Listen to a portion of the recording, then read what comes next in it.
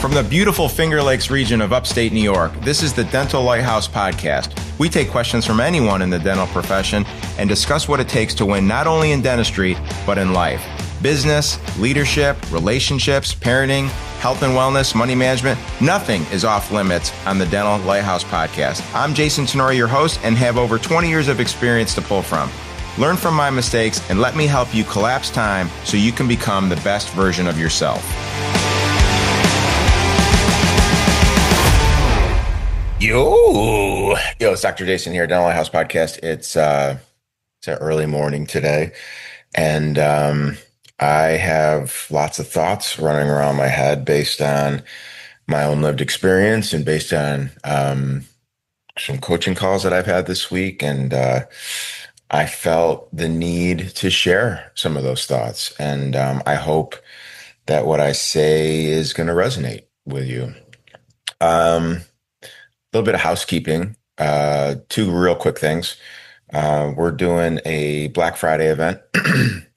So our servant leadership course, some of you had attended it. We've recorded and edited everything. It's like 14 or 15 hours of content, broken it up into modules. Anyways, it's available online. We're doing a Black Friday event where we're taking $500 off, so you can get the whole thing for under $1,000. And if you are looking to raise your leadership game, or you're looking to give the gift of leadership to an office manager, a team lead, I can speak from experience that taking the class together with your OM or with a team lead, or using the material to onboard a leader is what we do in our organization, like literally the exact material. So something to consider. So you can go to the dentallighthouse.com. There's a banner on the website to take it. Use the code. I think it's Black Friday 25. So I hope you consider it. Tons of CE hours associated with that. And I'm a little biased, but I'm a fan of the material.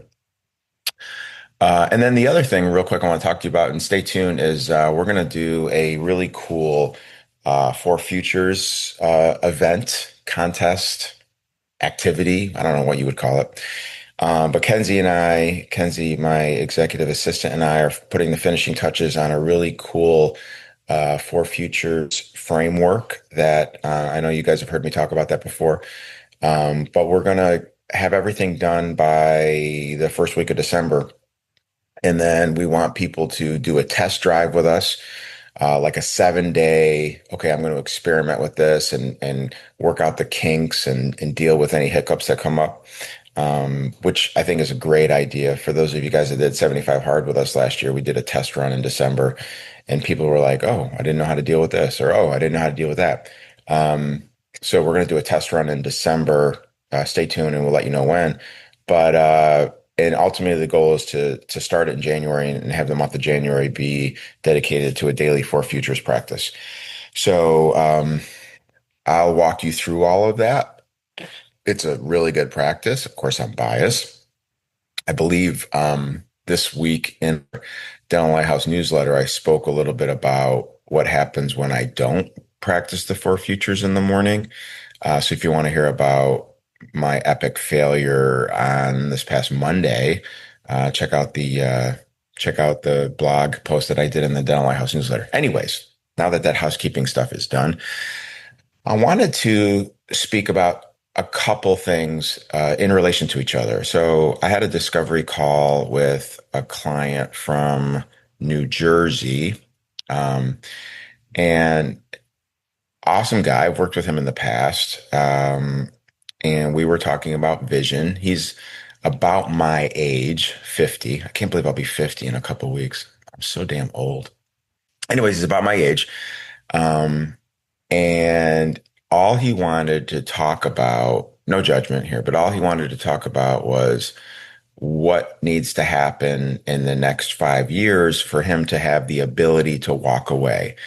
And which is fine. Let's have that conversation. And then, when he says he wants to walk away, like literally walk away, sell on Friday, not be present on Monday, that type of thing. which is cool, right? Again, no judgment. I think that the hardest thing is having clarity with what you want. And he's crystal clear with what he wants. But as you know from me, everything has to be tied back to the why.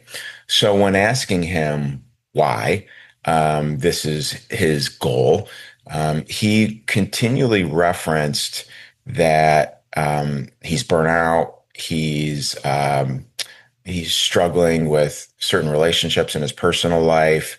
He feels distracted. He feels overwhelmed. Um, and he's young enough, 50 is old. I get it. I can say that because I am 50, at least next week. Um, 50 is old, but it's still young in the whole grand scheme of retirement. So, um, you know, in his mind, put your head down, work really hard for the next 5 years, and then you've arrived. And then I can enjoy the fruits of my labor. And that's the mindset that a lot of people have. And my personal opinion, it's the wrong mindset, and I'm going to unpack exactly why that is. So, I want to tell you about my friend Steve. Steve Smith and that's his real name, actually. That's not one of my made up names. Steve Smith, a veterinarian, um, uh, just an unbelievable dude, one of my best friends. And unfortunately, a couple of years ago, he passed away from brain cancer at the age of 47, I believe it was. So Steve and I were very, very tight, along with a couple other guys in my neighborhood. And we would do a lot of things together. We would work out together. We would have a few drinks together. We would go on vacations together. We would do a lot of things together. And Steve, um, like I'm understanding a lot of veterinarians work like a dog. And he was a partner at this fairly large hospital based, I don't know if it's called a DSO in the vet space, but he was a minority partner and he was doing pretty well for himself financially. He had just built a house, his dream house for his wife, four kids. Their kids are ages, let's say 10 to 20. Um, and Steve would work, I'll never forget this. Steve would work Thursdays from like 7 a.m. to 8 p.m. We would work out in the morning from like 5:30 to 6:30. He would run home, shower, put the scrubs on, and go into the vet hospital, work like a dog. Um, and Thursday nights we would call it Thursday night beer night, um, TNBN, or that B could also stand for bourbon. And right around 8 or 9 o'clock on Thursday nights, I'd pour a bourbon, and then my friend Jeremy would come over and pour a drink, and then Steve would roll in from work at like 8:30, 9 o'clock after a 14-hour day and join us. And sometimes, depending on how much bourbon we had, we would get into some philosophical conversations about life and about vision and about faith and all of these things. And Steve was the epitome of I'm grinding right now so I can be present tomorrow. And he he grinded. He worked really hard, and he was still a great dad. I mean, he probably put in 65 hours a week at the hospital. And then in the moments where he could be present, he would, coach hockey or um, help with his daughters and stuff like that. But he'll be the first to tell you that those things were on the back burner to work mainly because he was grinding to provide the life where eventually he could be as present as possible. And no judgment, right? And then these conversations were maybe 10 years ago. And my friend Jer and I would sit down and be like, yeah, okay, that makes sense. Because you don't know what you don't know, right? Um, so it was like that for a number of years. And, you'd get a little bit of feedback from the rest of the family. dad's never around or he's only around in spurts. And even when he's home, he's dealing with work issues and, all these things. And that was the norm, right? That's kind of what most people did because they were fighting like hell to get to this point X amount of years down the road, like the client I just talked about at the opening of this podcast of like, okay, once I get to this point, once I reach this finish line, then I can be present. Then I can walk away. Then I can do all of these things. So I already kind of let the cat out of the bag, but maybe 5 years ago, Steve was diagnosed with a really aggressive form of brain cancer, and everything changed. And radiation, chemo, second opinions, third opinions. Um, they kept him going for as long as possible.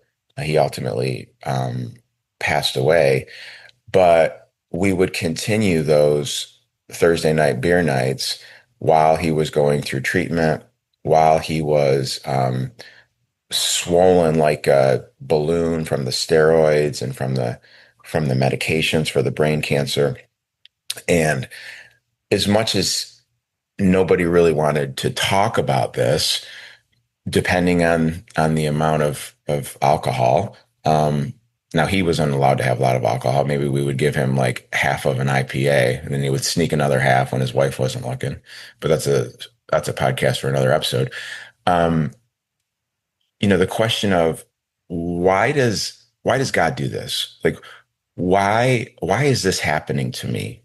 This is a good dude who loves his family. He's a great vet. He's an unbelievable friend. Um, I have so many stories about Steve. Um, why? Why? The question is why. And when no one was around, and it was me and him, and and he knows that my faith is extremely important to me, as his faith is to him. That question comes up, like why is God doing this? And when I would ask that question and we would try to unpack it, he ultimately came to the conclusion that this is happening. So this is Steve talking. This is happening so the people close to me in my life can see that you're not guaranteed tomorrow. And this mindset of grind, grind, grind to get to this finish line, to check this box, and then be present, and then enjoy life, and then be grateful for what you have. It doesn't work because no one's promised tomorrow. So Steve was convinced that this was happening to him in an effort to show the people closest to him that he chose the wrong path. He chose a path of assuming that he'll have tomorrow. And what we ultimately unpacked was this was God's way of affecting many, many people, myself first and foremost, of stop grinding, stop putting in these crazy amount of hours, stop being home after work only to be on your phone or on the computer or even physically present but mentally checked out because you're worried about things out of your control, things at work, and figure out a way now to do both. Simple, just not easy. So that lesson um, is a phenomenal one. And that's the lesson that I'm trying to communicate to you, and the lesson that I communicated to this prospective client in New Jersey when we were on the call. So I miss Steve every single day, but the lesson that he gave me and that I'm forwarding to others and that I'm sharing with you now can change the trajectory of your life. And thank God again, so many things happen and we're like, why is this happening? Right? And you don't know. And again, not to thump you over the head with a Bible, but you have no idea. Like you think you know, oh my gosh, why is this happening to me? But you don't know. And initially, those were the questions we were asking about Steve until he had clarity with, like, I think I understand why this is happening to me. So I can share with you, Jason, and I can share with you, Jeremy, and I can share with other people at his hospital. And then I can ultimately pay it forward and share it with you right now. Of this is happening right now to Steve because God wants to show other people what happens when you assume you have tomorrow. So okay, so this is okay. So what do we do with this information? Like, how do we, as you guys know, I want to be actionable. I want to be granular. I want to be um, systemic. I want to be tactical. So how do we take this life lesson and um, act upon it today, or start to kind of rewrite our future or replan our future? Well, I'm not suggesting that you quit work and you sell everything and you buy an Airstream and drive across the country. Although, if that's what you want to do, then sweet, go do it. What I'm suggesting is you can do both. You can be an entrepreneur. You can commit to a higher purpose at work. You can have an awesome vision where you serve patients, where you create an environment for employees to thrive, where you are able to give back to the community. But man, do it in a way where it's a part of your life and not all of your life. And I know you guys are going to be like, oh, not this again. It so much comes down to how you schedule your life. And when you're not intentional about scheduling your life, other people will be really, really intentional about scheduling it for you. So don't ever complain that there's not enough hours in the day, because you have exactly as many hours in your day as George Washington did, as Mother Teresa did, as Benjamin Franklin did, as Thomas Edison did, as Albert Einstein did. You had you have a lot of time, right? How you choose to use that time is what we're talking about here. So be an entrepreneur. Be a dentist that's running a great practice, but make sure that you're scheduling your life in a way where at the end of the day, at the end of the morning, at the end of the week, whenever it is, like there's a hard stop and things are not bleeding from one to the other. So a great simple example for me is when I'm at work or when I'm working on work, I am all in. I'm not multitasking. You guys have heard me talk about the fallacy of multitasking. I'm all in.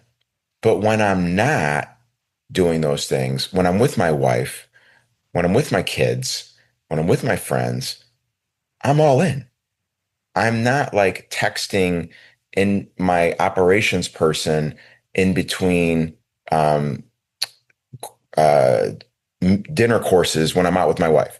I'm not watching a lacrosse tournament with my son and trying to recruit a doctor. Like it doesn't work. You can't be present mentally and physically in multiple places. Multitasking is a fallacy. And the only thing that I've learned that I can multitask with is walking on a treadmill and having coaching calls. It's really the only thing I've been able to figure out. Even driving and listening to a podcast, like I start to space out and I miss a decent amount of it. I still do it, but I'm not giving my full attention to the content. So what am I saying here? Let me try to get real granular here. Figure out what your ideal week is, right? Like assign hours in 15-minute increments to every minute of your life. Know where you're going to be intentional about that time and take a step back and realize, okay, I'm dedicating 35 hours, 40 hours, 45 hours, 50 hours to work. I don't care if it's 50 hours. 50 hours is attainable. I promise you that if you're dedicating 50 hours to work and you're being productive in that time, I don't mean just clinically productive. I mean those non-clinical hours are meetings that matter, are one-on-ones that matter, are deep work times that matter. You don't need more than 50 hours. So when that 50 hours is super productive, then you give yourself permission to turn it off and then be fully present at dinner, be fully present on a walk with your wife, be fully present when you're strength training, be fully present when you're watching a lacrosse or tournament or a football game. You can't do both. So I just need you to understand the mindset of you don't have tomorrow. And Steve's situation, I hope, is a phenomenal example of that. Stop grinding, stop fooling yourself into thinking that I just got to get this done. And then, I just got to do this and then I'll be available and then I'll be present. And then it's bullshit. It doesn't work. So do both now, but just make sure that you're truly compartmentalizing professional and personal. So again, let's say it's 50 hours. Doesn't have to be, but let's say it's 50 hours. I'm telling you, if you schedule those 50 hours appropriately and you don't multitask and you just get to work, you have no idea how productive you can be. And then when that 50 hours is over, you lock up the computer, you lock up the phone, you brick it, you turn it off, whatever you need to do, and you are fully present and intentional with what you scheduled with your spouse or with your kids or with your friends or even with yourself in terms of meditation or resistance training or time with God or whatever it is. There's enough hours in the week to do both. But when you do everything half-ass, and again, I'm not saying half-ass in a bad way. I'm saying when you are sitting down at dinner with your family and you're kind of listening to your teenage son's day, but you're also kind of worried about that upset patient that you had at work. And you're also kind of thinking about the upset associate that you have because her schedule's not full enough. Your your mind is in three different places, and I can promise you that you're not solving for anything. You're not doing anything to the fullest potential that you can. It's literally impossible. So figure out ways to be fully present in one of those three areas, deal with it, and then move on and set up systems in your life where you are allowed to move on. When I would finish a day at work, I would be all in for 6, 7, 8 hours, pull up the driveway, leave my computer in the car, leave my phone in the car, um, so nobody could get a hold of me for work, right? And even my friends knew that if they really wanted to get a hold of me, they'd have to text my wife. So, what did that allow me to do? It allowed me to be fully present for my kids when I got home. It allowed me to ask them how their day was and really listen. It allowed me to enjoy time with my wife. It allowed me to play chess with Luke. It allowed me to read by myself without getting blown up. These things are possible. And the reason that they may not be happening in your life is because you haven't taken the step to be disciplined enough to assign your time. This hour is going to be for this hour is going to be for that, this 15 minutes is going to be for this 15 minutes is going to be for that. One of my first coaches, Dr. Mark Cooper, he's got to be like 90 now. He once said something to me almost 25 years ago that's really resonated. Jason, this is him talking. He said, Jason, don't tell me what's important to you. All I need to do is look at your calendar and look at your checkbook, and that will tell me what's important. And at the time, I was only like 24, 25. I didn't really understand what he's saying, but now I really get it, right? It's one thing to say, I'm a great dad. It's one thing to say, I really care about this person. It's one thing to say, oh yeah, I'm fully vested here. But the reality is, if you look at my calendar and you look at what I spend money on, then you truly know what's important. So I just, that's my dog. So I just want you to have that mindset today and come up with an ideal week template. Do your best to stick to it. I've put together a system for how to develop your ideal week. Reach out to us at thedentallighthouse.com. Shoot me an email, shoot me a text, and I can get that to you. Just start the process because, like my friend Steve, you don't have tomorrow. And he's living, unfortunately, he's not living proof of it, but in the moment, he was living proof of that we're not promised tomorrow. And I don't want you to regret some of the decisions that you're making today because you assume that you have tomorrow. All right, guys. Thanks for the time. Thanks for the attention. Reach out if you need anything. Love you. Thank you. That wraps up another episode of the Dental Lighthouse podcast. You have a choice today. Choose to be a lighthouse. Lighthouses are powerful and steadfast. They are beacons of light for others to reference when life gets turbulent. Go out into the world today and become a lighthouse for someone. Give more than you get. True joy comes from serving others. Start today. I'm Jason Tenori, your host. Thank you for listening to the Dental Lighthouse podcast. For more information, podcast show notes, or links to anything that we have discussed today, please check out our website, thedentallighthouse.com. We would love to hear from you. If you would like to get on the show, please email us at podcast@thedentallighthouse.com.